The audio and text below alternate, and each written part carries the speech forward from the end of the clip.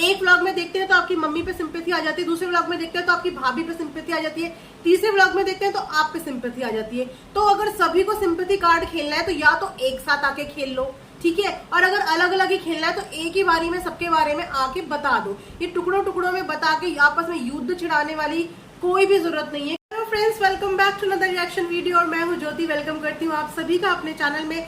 सो अगर आप चैनल में न्यू है तो मेक श्योर चैनल को जरूर सब्सक्राइब करें, साथ ही साथ बेल आइकन हिट कर दीजिए ताकि मेरे आने वाली हर वीडियो का नोटिफिकेशन आपको सबसे पहले मिल जाए। So without further delay let's get start the video. So friends, आपको पता है बम फटा है? नहीं पता कहाँ फटा है? मैं बताती हूँ कि बम कहाँ फटा है। सो फ्रेंड्स, बम फटा है इंस्टाग्राम में। अब आप ये सोचिए कि यूट्यूब के व्लॉगर्स को बम फोड़ने के लिए इंस्टाग्राम में जाना पड़ रहा है, किसी को स्नैपचैट में जाना पड़ रहा है। तो भैया, जिस प्लेटफॉर्म से आप लोग बिलोंग करते हो, जिस प्लेटफॉर्म में आप लोग रोज डेली व्लॉगिंग डालते हो, बम भी वहीं फोड़ो ना, ताकि सब लोगों को वो बम फूटता हुआ नजर आए। अब आप गुपचुप तरीके से एक गुफा के अंदर बम फोड़ के आ जाओगे तो सिर्फ उस गुफा के अंदर जितने लोग हैं उन्हीं को पता चलेगा। तो बाहर आओ, थोड़ा खुले में आओ, बत्ती लगाओ और तब फोड़ो। तब तो देखने में मजा भी आएगा और ऑडियंस एंटरटेन भी होगी। वेल, अगर आप लोग मेरा इशारा नहीं समझे हो तो मैं आपको क्लियरली साफ साफ बताती हूँ। तो दोस्तों, अब पेशेंस का बांध धीरे धीरे टूटता जा रहा है टोमल एंड फैमिली का। आप लोगों को सबको पता ही है कि टोमल को उसकी पास रिलेशनशिप यानी कि एक्स हस्बैंड और उनकी डॉटर के लिए बहुत ही ज्यादा ट्रॉल किया जाता है, जो कि एक तरीके से सही भी है क्योंकि वो सब चीजें हम सबने देखी हैं कि किस तरीके से वो अपनी बच्ची को छोड़ के एक नई घर गृहस्थी बसा चुकी है। तो पास्ट की चीजों पे हम लोग बात इसीलिए कर सकते हैं क्योंकि पास्ट की चीजें ओपनली प्लेटफॉर्म पे रखी गई हैं, परोसी गई हैं, हमें दी गई हैं कि आओ और इस पे बात करो। लेकिन अगर आप बात करें उनके न्यू रिलेशनशिप की, यानी कि उनकी अभी नई ताजी शादी की, तो इस शादी पे भी लोगों ने बहुत सारी वीडियोस बनाई है, बहुत सारे इनको कमेंट्स आते हैं। अगर आप इनका इंस्टाग्राम चेक कर लीजिए तो इनको इतने कमेंट्स आते हैं कि इनको मजबूरी में अपना इंस्टाग्राम अकाउंट के कमेंट सेक्शन तक ऑफ करने पड़ते हैं। वेल, इसमें भी गलती पब्लिक की बिल्कुल नहीं है, क्योंकि मैंने जैसे कि बोला कि चार दीवारी की आपकी बात, आपकी पर्सनल लाइफ की बात एक सोशल प्लेटफॉर्म पे आती है तो दुनिया का राइट बन जाता है उस बात पे डिस्कस करना और उस चीज को बोलना। तो इसी तरीके से अगर इनकी न्यू मैरिज में जो भी प्रॉब्लम्स क्रिएट हुई थी वो इन्हीं के फैमिली द्वारा सोशल प्लेटफॉर्म पे लाई गई थी। जैसे कि आप जानते ही हो कि टोमल के देवर भी व्लॉगिंग करते हैं। देवर ने कई बार अपनी भाभी की बहुत सारी चीजें बताई हैं, लेकिन जैसे कि मैंने अपनी लास्ट वीडियो में ये बात पूछी थी कि अगर आप जहां अपनी भाभी की इतनी सारी चीजें बताते हो वहां पे ये चीज भी क्लियर करो कि क्या जब आपकी मम्मी बीमार थी आपकी भैया भाभी उन्हें देखने के लिए आए? तो इस बात का अभी तक उनके देवर ने जवाब नहीं दिया।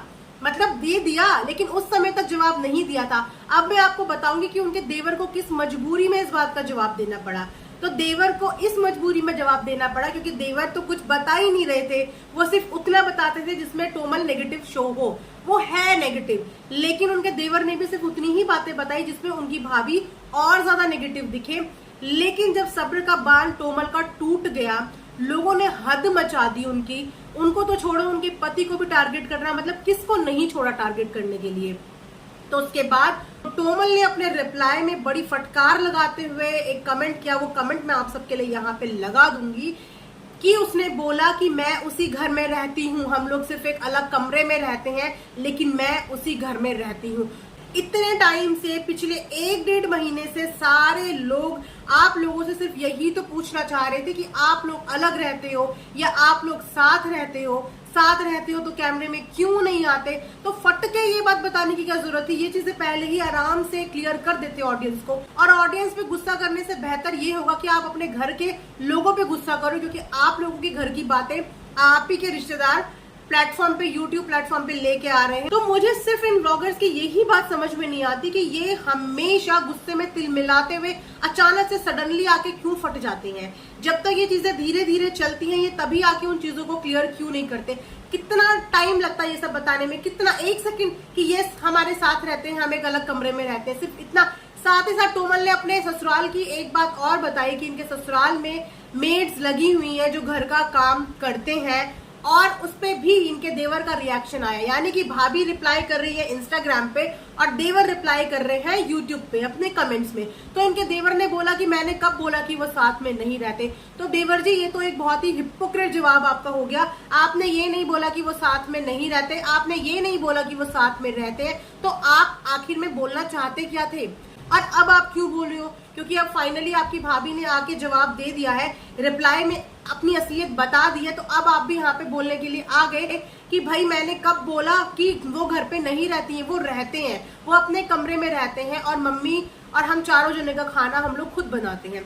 तो देखो, खाना बनाने में कोई बात नहीं है, कोई लड़का हो चाहे लड़की हो, खाना बनाने के लिए जेंडर नहीं देखा जाता। अगर आपको कुकिंग का शौक है, बहुत सारे आप देखोगे कि मर्दों को कुकिंग का शौक होता है, बहुत सारे जेंट्स को कुकिंग का शौक हो रहा है, तो इसमें सिंपैथी लेने की या ओ बेचारा ये सब करने की कोई भी जरूरत नहीं है। हमारे इंडिया के बड़े बड़े शेफ जितने भी हैं वो मेल है। इंडिया के क्या, आप इंडिया से बाहर के भी देख लो, तो ये कैटेगरी डिवाइड करने वाले हम कोई नहीं होते कि किचन का काम एक फीमेल ही करेगी और आदमी या लड़का मेल किचन में घुस ही नहीं सकता। ये अपने सबकी अपनी खुद की पर्सनल चॉइस होती है। तो अगर सिर्फ घर के किचन के काम की वजह से आप अपनी भाभी का इस तरीके का कैरेक्टर पोर्ट्रे कर रहे हो, इस तरीके की नेगेटिव इमेज पोर्ट्रे कर रहे हो, तो ये चीज गलत है। हाँ, अदर देन उनके किचन का काम अगर वो आपके साथ कुछ ऐसा कर रही है जिसकी वजह से आप लोगों को परेशानी हो रही है, प्रॉब्लम हो रही है, तो डायरेक्टली इनडायरेक्टली बोलने की बजाय क्लियरली बता दो ना। पब्लिक आपस में लड़ रही है, सपोर्टर्स हेटर्स आपस में लड़ रहे हैं, क्यों? क्योंकि आप लोगों ने उन्हें लड़वा के रखा हुआ है। तो देखो, सबसे पहली बात कि जब तक आप अपनी कोई भी चीजें वाईटी पे नहीं लेके आओगे या सोशल प्लेटफॉर्म पे नहीं लेके आओगे, किसी भी बंदे को उस पर बात करने का मौका नहीं मिलेगा। लेकिन अगर आप अपनी चीजें यूट्यूब में दिखाओगे, आप नहीं तो आपसे जुड़े हुए लोग दिखाएंगे, तो लोगों को बात करने का मौका मिलेगा। सो मेक श्योर कि पहले अपने सराउंड के लोगों को, अपने पर्सनल रिलेटिव्स को, अपने पर्सनल सराउंडिंग में लोगों को शट अप कॉल दो, उनका मुंह बंद कराओ, देन आप सोशल मीडिया पे आके बाकी की पब्लिक को शट अप कॉल देना। सो ये था मेरा आज का एक छोटा सा रिएक्शन। आई होप कि आप लोगों को पसंद आया होगा। पसंद आया होगा तो आप सबको पता ही कि क्या करना है, चैनल को ज्यादा से ज्यादा शेयर करना है, लाइक करना है। And thanks for watching earth mom Dehradun.